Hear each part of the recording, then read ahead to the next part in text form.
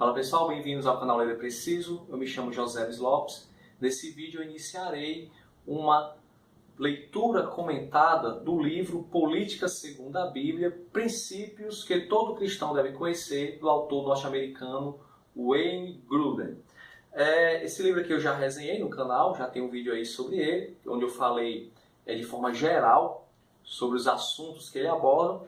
E a partir desse vídeo agora eu estarei trabalhando mais detalhadamente os pontos por ele abordado. No capítulo 1 do livro, são as 5 visões equivocadas que nós podemos ter, que se tem a respeito de cristianismo e governo. Hoje falarei sobre a primeira visão equivocada, segundo Wayne Grudem, que é a seguinte: o governo deve impor a religião. O Wayne Grudem ele vai tratar de 7 pontos para refutar essa visão equivocada. O primeiro ponto é: Jesus fez distinção entre o reino de Deus e o reino de César.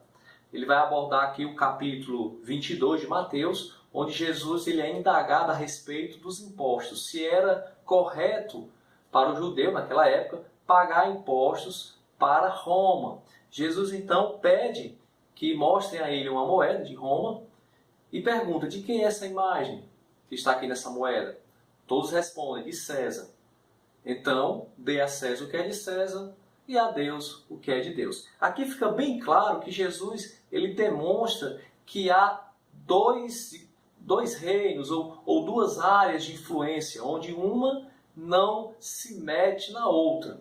Jesus não deixa claro quando é que termina a influência de uma e começa a outra, mas é notória a ênfase que Jesus dá para o fato de que o governo ele não deve se meter nas coisas de Deus. Por quê? Porque elas são de Deus. É simples assim. Então é um absurdo, segundo Wayne Grudem, imaginar que o governo deve impor a religião aos seus cidadãos. Esse é o primeiro argumento de Wayne Grudem. O segundo argumento é: Jesus não tentou obrigar as pessoas a crer nele. Wayne Grudem usa agora outro texto, que é Lucas 9, quando Jesus com seus discípulos está viajando e estão prestes a chegar a uma aldeia samaritana. Cristo ele envia mensageiros na frente para que eles já conseguissem uma pousada, digamos assim. No entanto, os samaritanos daquela aldeia eles não quiseram receber Jesus. É aí que os discípulos de Cristo perguntam o seguinte para Jesus: Senhor, queres que mandemos descer do céu fogo para os consumir? Jesus então os repreende por tal pergunta. Ou seja, Jesus em nenhum momento, nem nesse caso, nem em outros no Evangelho, em nenhum momento Jesus ele quis obrigar alguém a crer nele. Jesus sempre apelou para a persuasão. Jesus ele é o caminho e ele apela para que as pessoas o sigam, mas nunca, jamais ele coagiu alguém para crer. Ora, se Cristo, que é o Senhor, nunca obrigou ninguém a crer na sua pessoa, não será o governo que terá esse papel. O terceiro argumento: não há como impor a fé autêntica. Ou seja, para que a fé seja autêntica, é necessário que essa fé também seja de maneira livre, de maneira espontânea. O governo, ao impor a fé às pessoas, ele não vai criar verdadeiros crentes. Vai criar apenas pessoas crentes, quer ser cristãs ou de outra religião, apenas de nome. Então, a autenticidade da fé ela acaba sendo abalada quando o governo tenta impor a religião aos seus cidadãos. O quarto argumento: um reino que não é deste mundo. O Wayne Grudem, usando outro versículo, vai agora para João 18:36, quando Cristo está conversando aí no julgamento com Pôncio Pilatos. E Cristo diz o seguinte: se o meu reino fosse deste mundo, os meus servos lutariam para que eu não fosse entregue aos judeus. Entretanto, o meu reino não é daqui. Então, semelhantemente ao primeiro argumento, Cristo mostra também aqui que há 2 reinos bem distintos. O reino de Deus, que não é deste mundo, e o reino deste mundo, o reino civil, o governo civil. Então, mais uma vez, Cristo ele enfatiza a diferença desses dois reinos, essas duas áreas de influência. Isso não quer dizer que o cristão não possa tentar influenciar o governo civil. Na realidade, ele deve influenciar. No entanto, o reino deste mundo é deste mundo, o reino de Deus é de Deus, não é desse mundo, é de outro mundo, como Jesus deixa bem claro.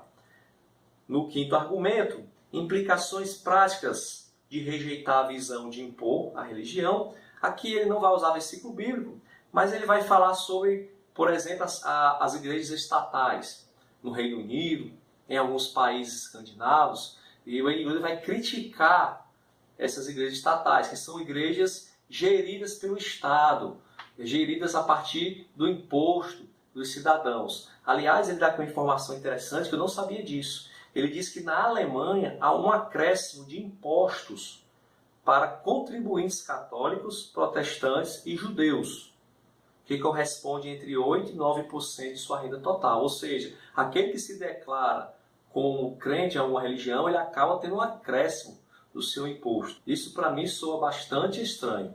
Talvez seja por isso, não sei, não estou afirmando, é apenas uma conjectura, talvez seja por isso que o número de pessoas que se declaram cristãs, por exemplo, desses países, tem diminuído nos últimos anos. Será que não é para pagar menos imposto? Fica aqui a dúvida. No 6, no argumento 6, e quanto a benefícios fiscais oferecidos à igreja?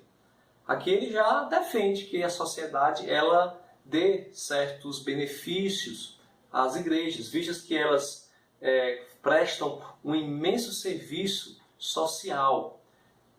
Orfanatos, muitas pessoas saem das drogas, algumas igrejas têm trabalhos sociais para quem é dependente químico, sem falar também na mensagem de amor, de esperança, essa baliza moral que a igreja acaba colocando nos membros de uma sociedade. E nada mais justo, já que o dinheiro é de doações voluntárias, não é dinheiro do Estado, nada mais justo que a sociedade, em troca desse benefício da isenção de alguns impostos. No entanto, o NGRUD defende que isso deve ser para todas as religiões, né?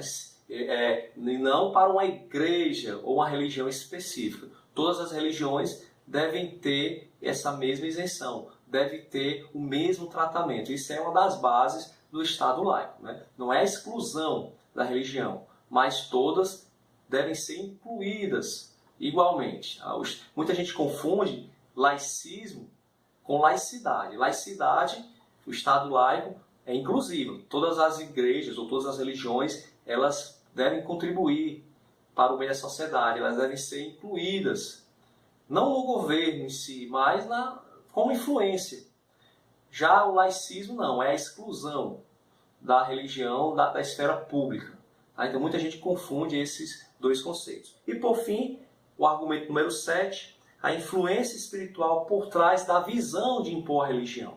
O NGRUD aqui finaliza fazendo uma pergunta retórica aos cristãos, principalmente. Vocês sabem muito bem qual é a influência espiritual que está por trás dessa visão equivocada de se querer impor a religião através do governo. Ele não diz diretamente, mas dá tudo a entender que ele está falando do próprio diabo. E ele mostra que o governo, ao impor a religião aos seus cidadãos, ela pode estar prejudicando a igreja de duas formas. Primeiro, se for um país de maioria não cristã, o governo, ao impor a religião, vai fazer com que a igreja seja perseguida, seja oprimida, com que a igreja ela acaba migrando para outras regiões. É o que nós vemos hoje no Oriente Médio. Algumas regiões elas estão perdendo muito o número de cristãos. Algumas regiões como Afeganistão, por exemplo, quase não há cristão mais.